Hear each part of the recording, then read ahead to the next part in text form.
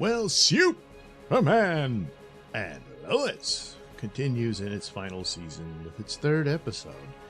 Continuing on with the grieving and mourning of the loss of Superman, and the sons having to deal with it, most notably Jordan, who gets his ass handed to him in the last episode, and so the aftermath and ramifications of that are played out as Lex Luthor continues his revenge upon Superman, but mostly Lois Lane, since her expose on him at the Daily Planet sent him to prison. But turns out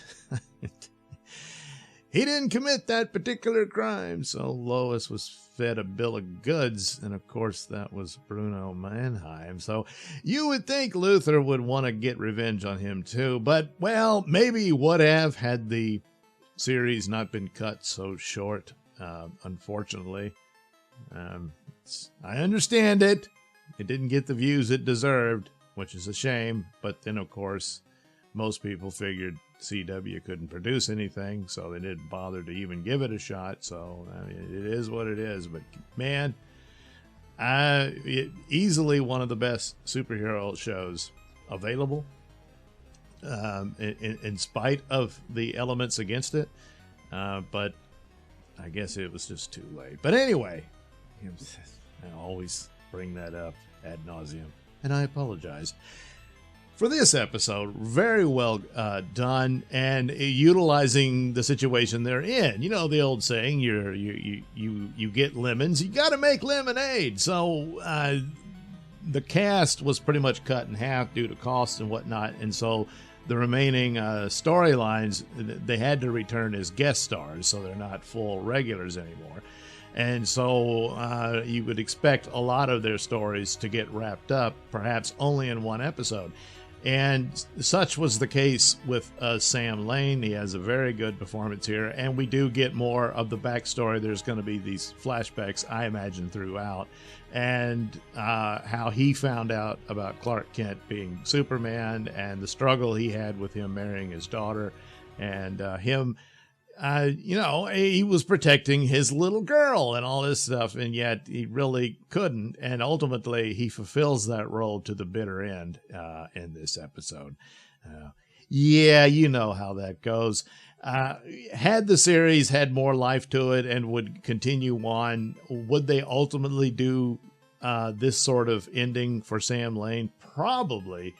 But obviously, I don't think that was in the cards originally, and I think they were hoping for more seasons on the show to continue on their overall outline that appears that they had, which was making use of the death of Superman and return of Superman storylines. I think that's pretty much obvious at how they approach this. All twisted and turned around and stuff in their own unique take on it, to make it more their own. But nevertheless, that's what they did. And I got to admit, I wasn't quite sure where it was going to go. There were elements to this of what Sam was up to, and I thought it was going to go one way. I thought they were bringing back ex-Kryptonite and stuff like this, about how they were going to take on Luthor and Doomsday. But no, this was, and I should have seen it. I thought, oh yeah, that's what he's trying to do, and all of this sort of thing. And of course, at the very end, you see his plan worked. Now this could create interesting problems. I don't know how they're going to go with it, and there's one way I hope it doesn't, and I'll get back to that provided how it turns out. And I don't know, another that I could see where it wouldn't have to. But anyway, ultimately, another surprise happens. Not too surprising, and I kind of wondered how they would handle this overall with Jonathan. And at the time when they were doing the XK storyline, I thought that would activate his powers, or it would create damage to them to where ultimately he would never get them because it burned them out or something like that. But it didn't really do that. It just wore off, and he had to deal with the fact that he didn't have superpowers while his brother did. But it's an interesting thing, and I'm spoiling it already without saying it, how this plays out, and I think it does give itself some credibility. So I probably already spoiled it, but surprise, he gets his powers. but it's born out of the deepest pit of grief and anger that he feels, and he's very angry at Jordan for Jordan's attempt to do it all on his own, to go try to get his father's heart back in the hopes that they could regenerate him. And Luthor destroys Superman's heart in front of him. Now, I kind of wondered if that was a bait and switch and it wasn't the real Superman heart, but I guess not. And so now they've no plan and they're all broken up, and he lashes out at Jordan, and Jordan's like, oh, he's not wrong, you know, and stuff like that. And so the idea that his powers are activated in that moment, when you think about it, makes a lot of sense. And he takes to the powers much faster than Jordan did. Now, you can see Jordan was a troubled child. He had all kind of problems. He was withdrawn. He didn't have a lot of friends. He was very awkward and shy. Whereas Jonathan, well, you know, he was the popular kid in school. He had a girlfriend. Everything was kind of going good for him. He was in sports and all that stuff. And that was kind of the thing. He was the more impressive son. The other one just sort of stayed to himself and, I don't know, nobody likes me and all that stuff. And then he gets the powers and he becomes the center of attention, and Jonathan's kind of left out in the cold there for a while, you know. But he's more capable of dealing with it. And he's never been, I mean, they did do stories where he had, you know, some amount of trauma and what, but nothing quite to this point. And so you can think that his emotions came to the forefront in that moment, and it activated his superpowers. Whereas Jordan, he's very emotional, you know, and dominated by his emotions to the point that he can't see reason a lot of the times. And such was the case in this episode. So his powers came to the forefront first, probably on that. So I'm thinking that's what you're supposed to get from it, is it's the emotions that triggers the powers. And once activated, well, they stay activated. So there they are. So now you got two Superboys, but they don't know what they're doing. And so Sam Lane is like, well, I'll train them, you know, and all that sort of stuff. So it sounds like a pretty good beginnings of a plan. He recruits Steel and his daughter, and they're back in the fold and all that sort of thing.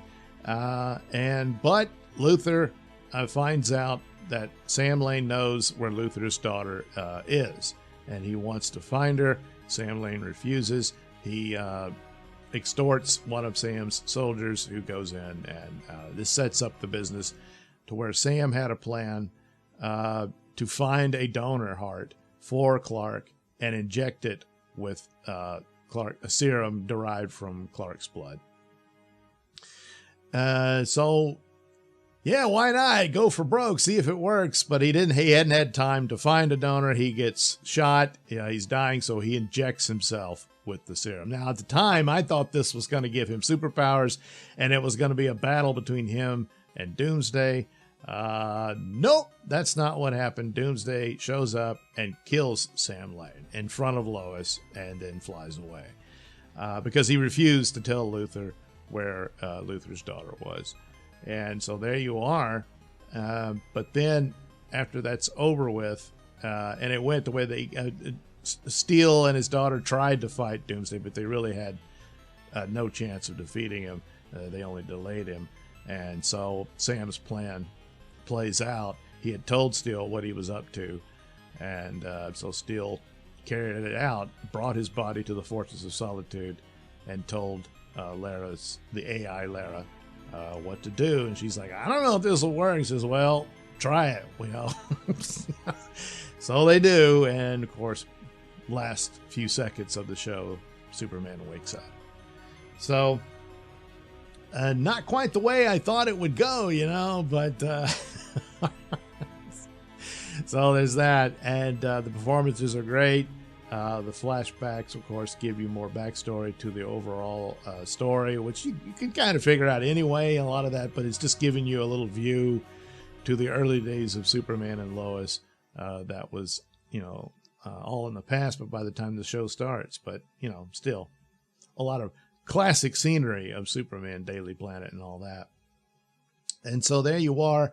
Luthor still trying to manipulate things, manipulates John. And of course, John still struggles with his emotional deficits there. With his brother coming online with the powers and stuff, in the long run, you could see where the two of them could help each other out, and his brother would be a really good partner for him in this because he's just got a more solid personality here. But Luthor manipulates him with Lois making her terrible choice that he gave her when Jordan was being attacked by Luthor, and he threatened both sons. You got to pick one. So she picks Jonathan, and he uses that to Jordan. Jordan, and so he falls for it. At this point, you're like, come on, Jordan. And I mean, Lois says, look, you had the powers, he didn't, so I had to protect the weakest of the two. And he's like, I was being attacked and it really hurt. But yeah, you survived. Whereas Jonathan would have been, he could easily take him out. So that's, that was the terrible situation that Lois was put in. And really, Jonathan, grow a pair. Jordan, grow a pair already. It's like this asshole who killed your dad is manipulating you yet again, and you still fell for it. Yeah. But given the background and the problems that Jordan is always going to have, and what he needs to really learn, and rather than just learn how to fight and stuff like that, he needs to learn that too. But you really got to rein that in, because that's a bigger weakness to him than kryptonite at this point. So, good episode. Things played out well, and they make use of the situation that they're stuck in. It's unfortunate, but they still deliver a very solid and strong episode of Superman and Lois.